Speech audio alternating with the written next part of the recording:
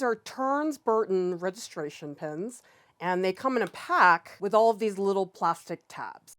Take your measured torn paper, make sure it lines up to the corners of the border. Take 2 registration tabs. You're going to stick them so that this bottom hole is over your paper. I use blue painter's tape. Tape the registration tab onto your paper. Do this really gently because if you press down super hard, the tape could rip your paper.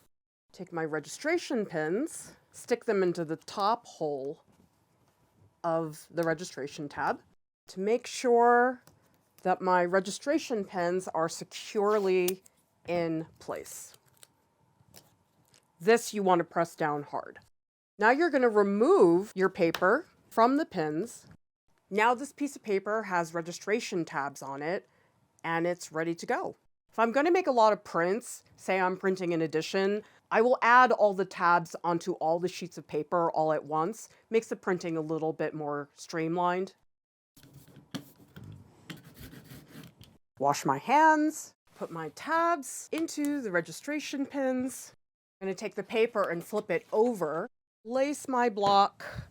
Cannot be too anal retentive about this part. I'm being more gentle than I was with the proofs. This part is going to take longer. You don't want to rush this. And I remember this is the spot that didn't print as well. I'm going to give it a little bit more TLC.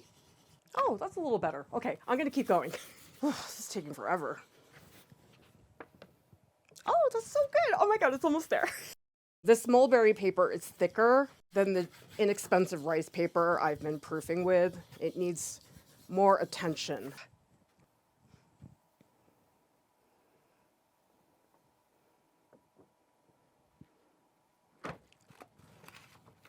Tabs off the registration pins.